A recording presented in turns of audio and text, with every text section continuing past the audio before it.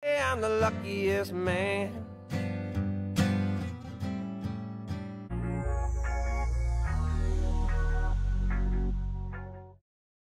Nasa bakasyon nga ngayon itong si Baron Geisler.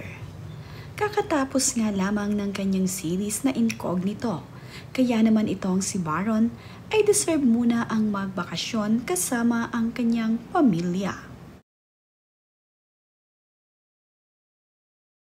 Ibinahagi nga ni Baron Geisler sa social media ang short video clip na sila ay nasa bakasyon ng kanilang pamilya.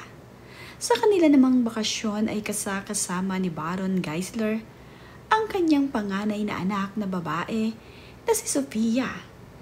Si Sofia Angela Asistio nga ay anak ni Baron Geisler dito kay Nadia Montenegro.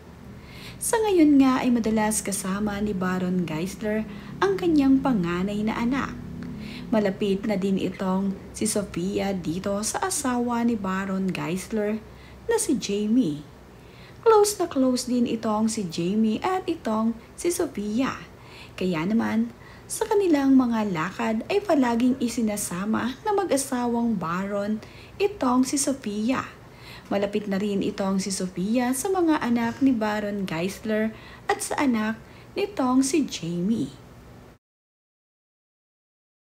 Masaya naman itong si Baron Geisler na ngayon ay nakakasama niyang madalas ang kanyang anak na babae.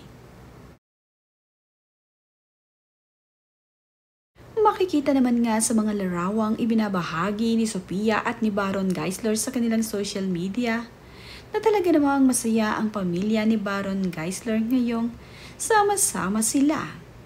Kamakailan nga rin ay kasamang nag-celebrate ni Baron Geisler ng birthday ng kanyang asawa na si Jamie, itong si Sofia. Ayon kasi dito kay Nadia Montenegro, ay nasa pangangalaga daw ni Baron Geisler ngayon ang kanilang anak na si Sofia. Gusto nga ni Sofia na magkaroon sila ng time ng kanyang ama upang magkaroon ng masayang bonding sila kasama ang pamilya ni Baron Geisler.